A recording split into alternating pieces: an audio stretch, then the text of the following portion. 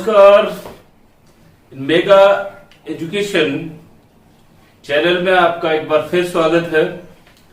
और हमारी जो सीरीज चल रही थी वो भारत के राष्ट्रपति की बात हम लोग कर रहे थे।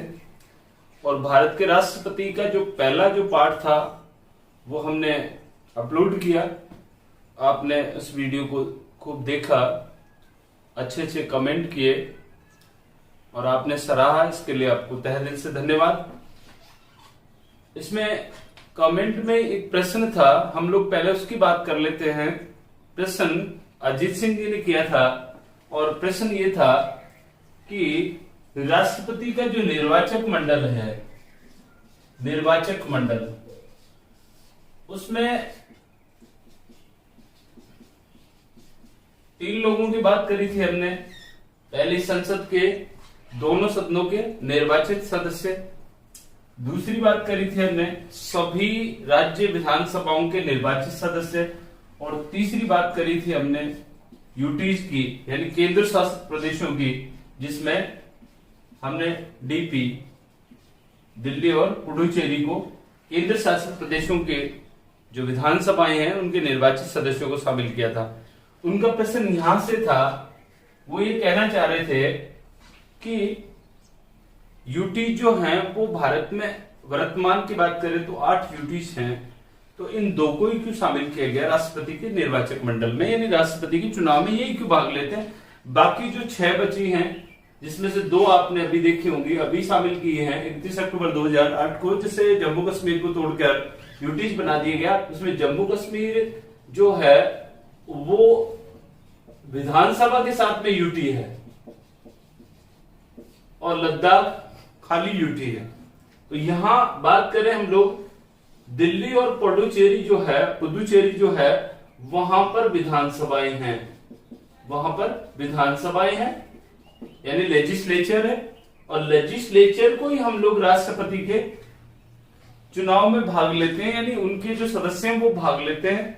तो बाकी जो बची हुई हैं यूटीज, उनमें विधानसभाएं नहीं है। अब आप कहेंगे जम्मू कश्मीर है, तो जम्मू कश्मीर अब शामिल करेंगे तो 2022 का जो चुनाव आएगा शायद उसमें इसको शामिल कर लिया जाए, क्योंकि उसमें विधानसभा है। तो यहाँ बात यही की गई थी कि वह केंद्र शासित प्रदेश जहां की विधानसभाओं के निर्वाचित प्रतिनिधि, तो दिल्ली और पुडुचेरी को शामिल करने का यही कारण था कि वहां पे विधानसभाएं हैं, बाकी जो यूटीज हैं उनमें विधानसभाएं नहीं है। शायद आपको समझ में आया होगा। आगे हम लोग बात कर रहे थे राष्ट्रपति की, और राष्ट्रपति में हमने कुछ महत्वपूर्ण आर्टिकल्स के बारे में पढ़ भी लिया था। उन आर्टिकल्स में देखिए आप कौन कौन से आर्टिकल आपने पढ़े। सबसे पहले हमने पढ़ा 52, 53, 54 और 58। इन आर्टिकल्स की बात कर ली गई।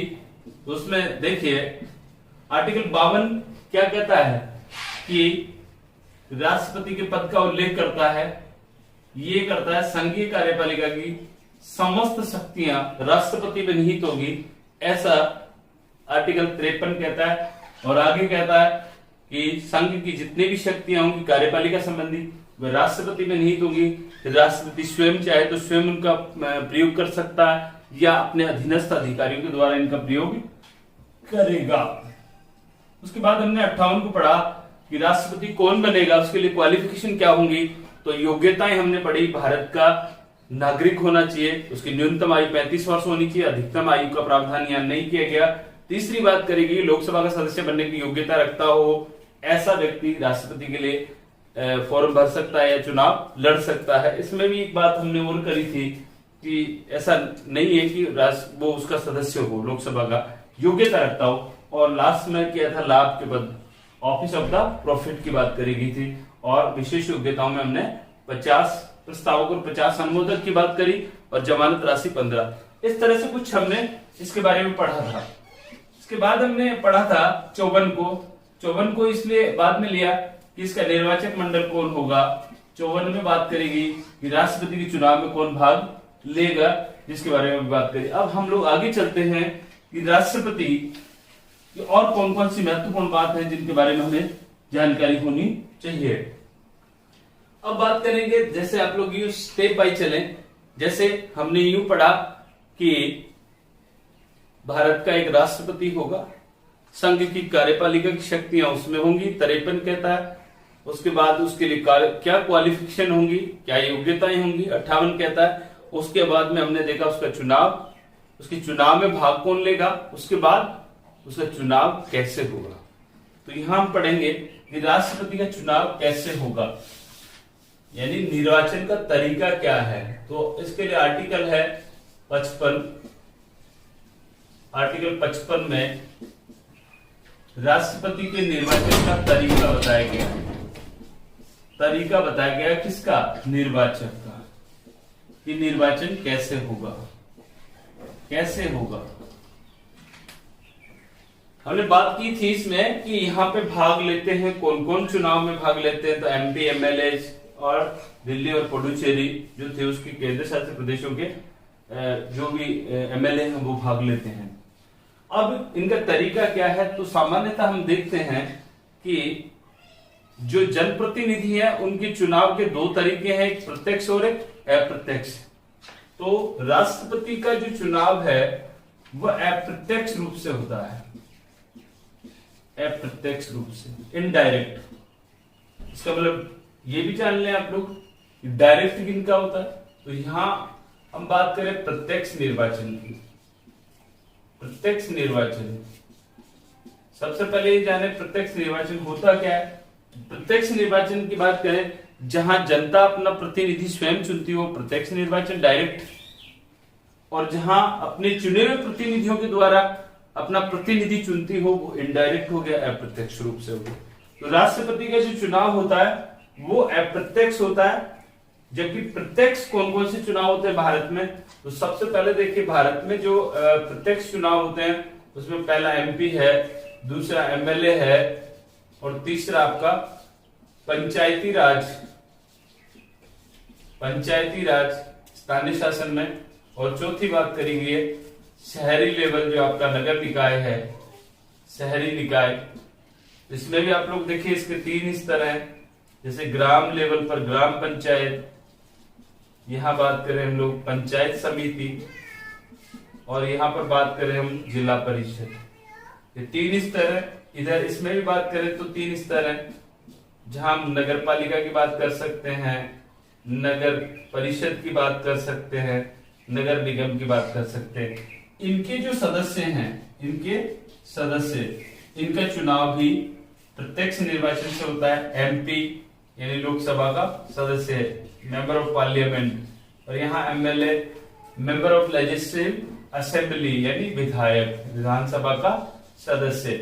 एमपी, एमएलए, पंचायत राज संस्थाओं के सदस्य, शहरी निकायों के सदस्य, इनका चुनाव प्रत्यक्ष रूप से होता है, यानी जनता स्वयं चुनती है अपने प्रतिनिधि से। मेंबर ऑफ पार्लियामेंट यानी आपका जो भी लोकसभा का सदस्य, आपका सांसद है, उसका चुनाव आप डायरेक्ट करते हैं। वहीं आपके एमएलए का डायरेक्ट करते हैं। सरपंच का चुनाव आप लोग देखिए इनडायरेक्ट होता है या डायरेक्ट होता है। सरपंच का चुनाव डायरेक्ट होता है और वार्ड पंच का डायरेक्ट होता है, जबकि आपकी जो नगर निकाय हैं, आपके जो नगर पालिका है, वहां अध्यक्ष का कई बार सरकार चेंजेस कर देती है, वहां अध्यक्ष का डायरेक्ट कर दिया गया, लेकिन वहां के जो पार्षद हैं उनके डायरेक्ट चुनाव होते हैं। इस तरह से इनके चुनाव डायरेक्ट होते हैं। और तरीका क्या है, मतगणना का तरीका क्या है वहां इनमें प्रत्यक्ष में भी, अब आपने वोट तो दे दिया लेकिन उसके बाद जीतेगा कौन, इसके लिए तरीका अपनाया गया। तो first past the post system एक विधि है, first past the post system. इसको अगर हिंदी में बात करें तो अग्रता ही विजेता, अग्रता ही विजेता, अर्थात जो ज्यादा वोट लेगा वो चुनाव जीतेगा, यानी सबसे आगे वो ही चुनाव जीता, जो जीता वही सिकंदर। यहां हम ये बात कर सकते हैं। कैसे इसको समझ सकते हैं आप लोग, जैसे छोटा उदाहरण लेते हैं हम लोग, अच्छे समझ में आए। जैसे आपके हमने इनमें से कोई सा भी एक ले सकते हैं, तो डायरेक्ट जो हम लोग स्थानीय शासन जो है हमारे ज्यादा टच में है। हम गांव की बात करें, जैसे आपके गांव में 10,000 वोटर्स हैं, 10,000 वोटर्स हैं और आपके सरपंच का चुनाव आपको करना है, वहां पर 10 उम्मीदवार खड़े हैं। सरपंच के उम्मीदवार कितने हैं? 10 हैं। इन 10 उम्मीदवारों में एक उम्मीदवार ने 1100 वोट प्राप्त किए। बाकी जो 9 शेष रहे, उन्होंने शेष जो 1100 निकाला हमने तो बचा 8,900 वोट जो हैं उन 9 उम्मीदवारों ने प्राप्त किए। 8,900 वोट 9 उम्मीदवारों को मिले और 1100 वोट मिल गया एक उम्मीदवार को। तो जो 1100 वोट लेने वाला था वो चुनाव जीत गया। यानी कुल मिला के आप ये कह सकते हो कि 10,000 में से लगभग 11% वोट उसने प्राप्त करे और 89% वोट जो है वो उसके खिलाफ था। यानी वो गांव की जनता जो है वो 89% लोग ये कह रहे हैं कि ये उम्मीदवार हमारा नहीं है, हम इस सरपंच को पसंद नहीं करते, लेकिन फिर भी वो गांव का सरपंच है। ये क्योंकि उसने, हो सकता है इन 9 आदमियों में किसी को 1,000 वोट मिला हो, किसी को 800 मिला है, किसी को 700 मिला है। ऐसे करके अगर बात करें, कैलकुलेशन की बात करें, तो यहां ये संख्या इतनी आ रही है तो 100 वोटों से ये जीत गया, यानी 100 वोट से ये चुनाव जीत गया। यहां कोई इस तरह का कोई न्यूनतम आधार नहीं है, यानी 10-11% वाला भी, यानी 1 वोट से भी चुनाव जीता जा सकता है। ये है first past the post system, यानी प्रत्यक्ष निर्वाचन में इस तरह की विधि को अपनाया गया। तो यहां आप ये कह सकते हो कि 89% लोग जो हैं, गांव की जनता जो है, वो इस उम्मीदवार को पसंद नहीं करती, लेकिन उसके बावजूद भी उनको 5 साल इसको भुगतना ही पड़ेगा, क्योंकि वह उनका सरपंच है और चुनाव जीत कर आया है, मानना पड़ेगा उसको सरपंच। तो ये विधि है अग्रता ही विजेता, हिंदी में कहें तो हम लोग। और दूसरी बात करी गई है हम लोग, अब हम बात करें कि अप्रत्यक्ष में, तो राष्ट्रपति का जो चुनाव होता है उसमें अप्रत्यक्ष विधि अपनाई गई है। अप्रत्यक्ष का मतलब वही हो गया कि उसके चुने हुए प्रतिनिधि उसमें भाग लेते हैं, जैसे MP MLA, पहले जनता ने उनको चुना, उसके बाद में कुछ चुनाव में भाग। तो कौन कौन से चुनाव हैं जो अप्रत्यक्ष रूप से होते हैं? उसमें सबसे पहले आप ले सकते हैं राष्ट्रपति को, उसके बाद दूसरा ले सकते हैं आप उपराष्ट्रपति, तीसरा ले सकते हैं आप लोग राज्यसभा का सदस्य, और चौथा ले सकते हैं आप लोग विधान परिषद के सदस्य। ये 4 जो हमारे जो पद हैं, इनके लिए अप्रत्यक्ष रूप की विधि अपनाई गई है। यानी आप ये कह सकते हो इनका चुनाव अप्रत्यक्ष रूप से होता है। तो यहां हम बात करने वाले हैं केवल राष्ट्रपति की। तो अप्रत्यक्ष रूप से, जैसे राष्ट्रपति का चुनाव भी अप्रत्यक्ष रूप से होता है, उपराष्ट्रपति का भी, राज्यसभा के सदस्य और विधान परिषद का, जबकि अभी हमने जो चुनाव देखे वो प्रत्यक्ष विधि से होते हैं। तो यहाँ आपको देखना है कि राष्ट्रपति का चुनाव कैसे होता है। केवल हम राष्ट्रपति के बारे में बात करेंगे, या बाकी जो विधियां हैं लगभग इससे मेल खाती हैं। तो यहाँ हम बात करें अप्रत्यक्ष रूप से राष्ट्रपति का चुनाव होता है। आर्टिकल 55 में लिखा हुआ है कि उसके लिए कौन सी विधि होगी। तो एक शब्द है राष्ट्रपति के लिए, अप्रत्यक्ष तो होता ही होता है, यानी जनता स्वयं राष्ट्रपति का चुनाव नहीं करती। यहां लिखा हुआ है आनुपातिक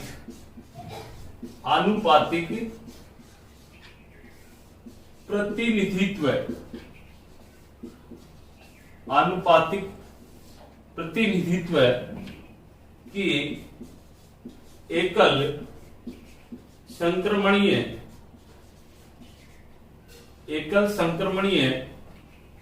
मत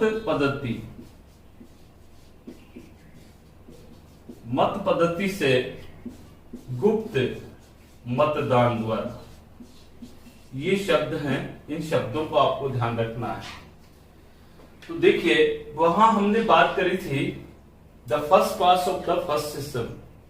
यहां हम बात करें आनुपातिक प्रतिनिधित्व की एकल संक्रमणीय मत पद्धति के द्वारा राष्ट्रपति का चुनाव होता है। तो आर्टिकल 55 ये कहता है कि राष्ट्रपति का चुनाव अप्रत्यक्ष रूप से होगा, और उसमें जो विधि अपनाई गई है वो आनुपातिक प्रतिनिधित्व की होगी, और आनुपातिक प्रतिनिधित्व में भी एकल संक्रमणीय मत पद्धति और गुप्त रूप से इसका चुनाव किया जाएगा। तो यहां हम इन शब्दों के अर्थ समझेंगे। पहले आनुपातिक प्रतिनिधित्व, एकल संक्रमणीय, इस पद्धति को क्यों अपनाया गया है?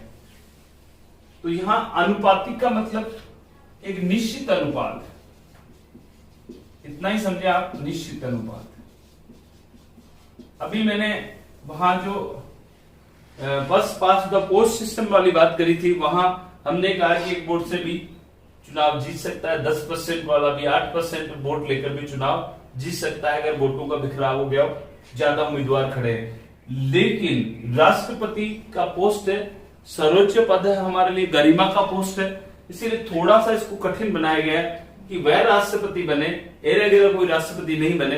राष्ट्रपति एक ऐसा व्यक्ति बने जिसको निश्चित लोग पसंद करते हो, कुछ निश्चित कोटा हो जो आधे से ज्यादा लोग उसको पसंद करते हो। तो यहाँ आनुपातिक प्रतिनिधित्व यानी निश्चित अनुपात में उसको कुछ अनुपात तो मिलना ही चाहिए।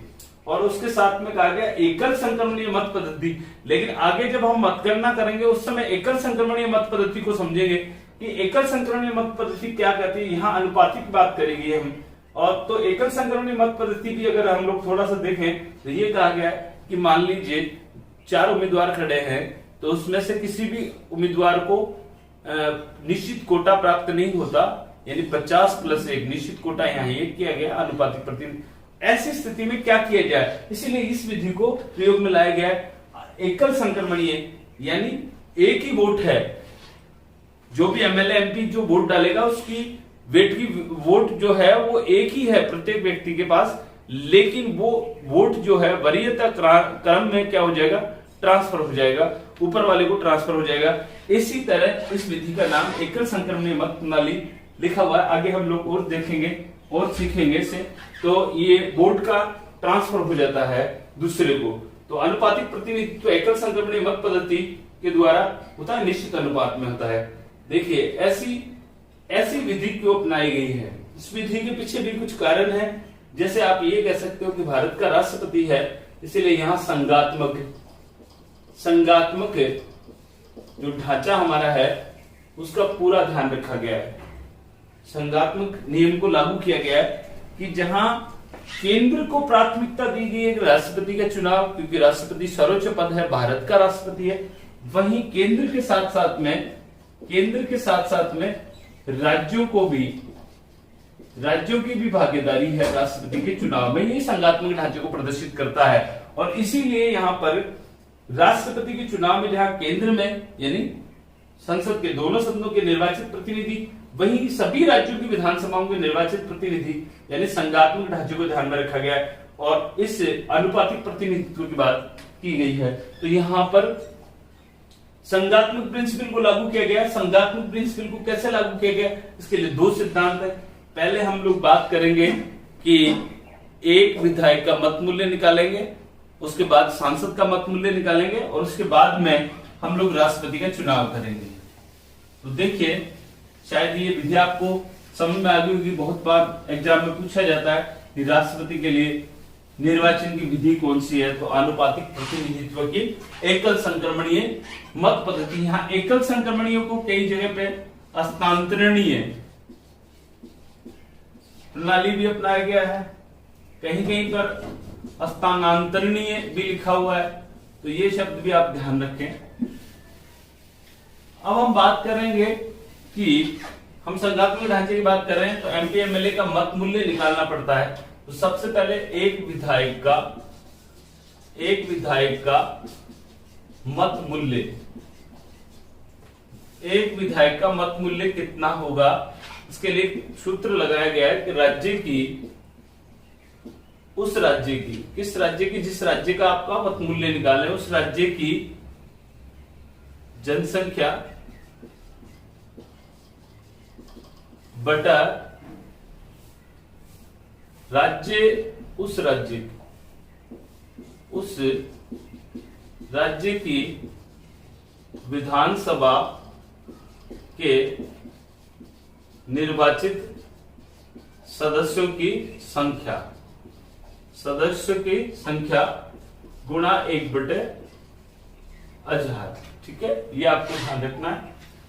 एक विधायक का मत मूल्य निकालने के लिए, यानी आप लोग जैसे राजस्थान का विधायक का मत मूल्य निकाल रहे हो, तो उस राज्य की जनसंख्या यानी राजस्थान की जनसंख्या, उस राज्य की विधानसभा के निर्वाचित सदस्यों की संख्या, यानी राजस्थान में विधानसभा के कितने सदस्य हैं वो बट इंटू आप लोग 1/1000 कर दोगे, तो इससे आप लोग ये निकाल सकते हैं कि उस राज्य की जनसंख्या कितनी होगी।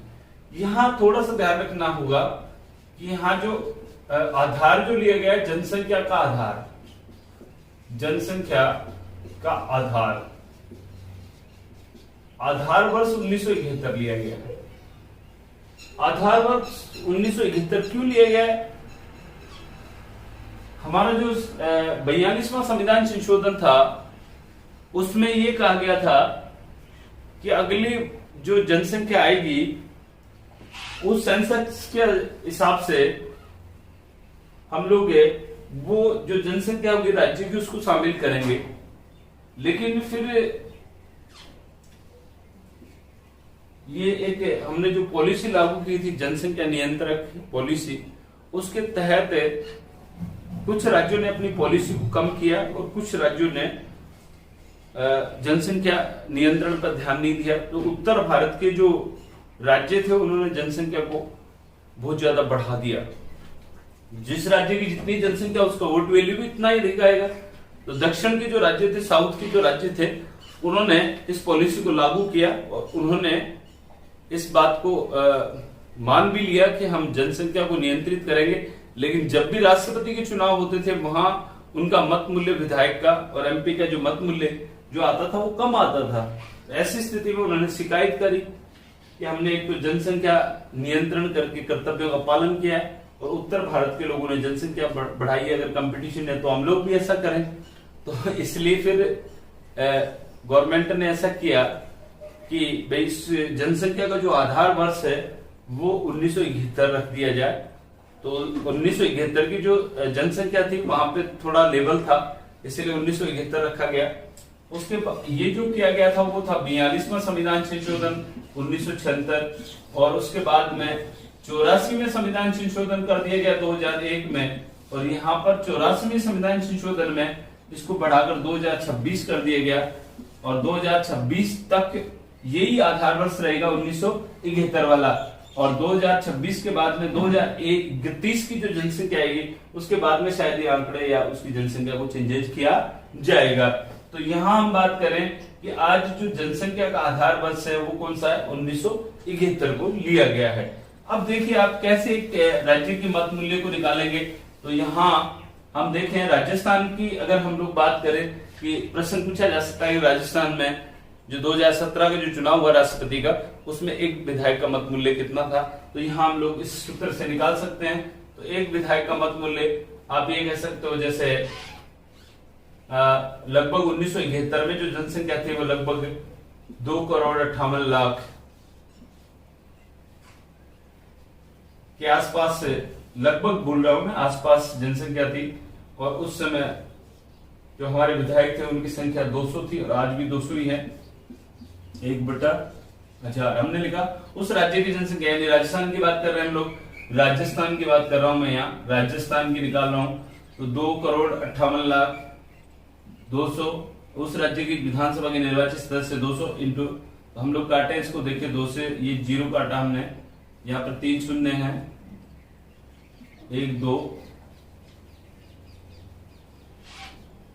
इकाई, दहाई, सैकड़ा, हजार, 10,000, लाख, 10 लाख, यानी 1 शून्य और करोड़ हो गया। तो यहाँ हमने 3 2 5 से काट दिया, यहाँ से काटेंगे 2 एकम 2, 2 दूनी 4, 9 दूनी 18, यानी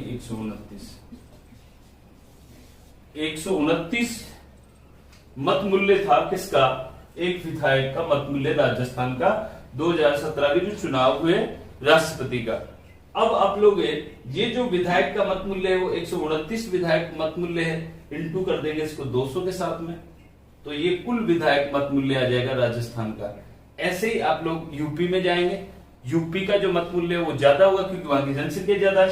तो सबसे सर्वाधिक बात पूछी जाए तो सर्वाधिक मत मूल्य राष्ट्रपति के चुनाव में किसका आएगा, यूपी का, कितना, 208 आएगा।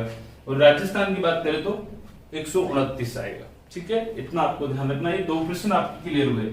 उसके बाद 129 को हमने गुणा कर दिया, ऐसे ही 208 को वहां की जो कुल एमएलए संख्या उससे गुणा करेंगे। ऐसे पूरे हमारे जो 28 राज्य हैं उन 28 राज्यों के विधायक मत मूल्य है उनको गुणा करके जब हम लोग आएंगे तो उसके बाद में कुल जो वोट है, कुल वैल्यूज है वो वैल्यूज आएगी। और उसके बाद हम बात करें, अगली बात करें हम एक सांसद का मत मूल्य। शायद आपको एक विधायक का मत मूल्य याद हो गया होगा। अगली बात कर रहे हैं हम लोग कि एक सांसद का मत मूल्य कैसे निकालते हैं। तो यहां देखिए एक सांसद का मत मूल्य कैसे निकालेंगे।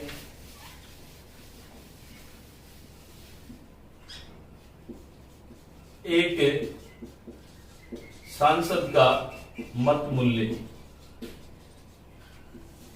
एक सांसद का मत मूल्य बराबर होगा कुल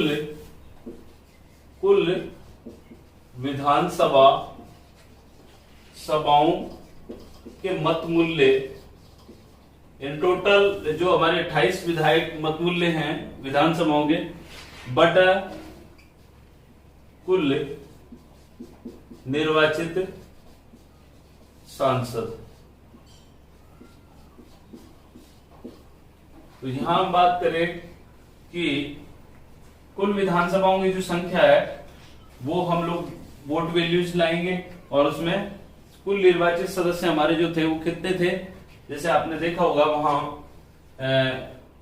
543 तो थे मेंबर ऑफ पार्लियामेंट किसके, लोकसभा के, और 233 हमारे थे राज्यसभा के, लोकसभा के और राज्यसभा के। इन दोनों को जोड़ा तो हमारा 776 हो जाएगा। 776 का हम लोग भाग देंगे उसमें, तो हमारे पास में एक सांसद का मत मूल्य आ जाएगा। इस तरह से हम लोग एक सांसद जो वोट देगा उसका वोट वैल्यू होगा, यानी जनता का प्रतिनिधित्व होगा।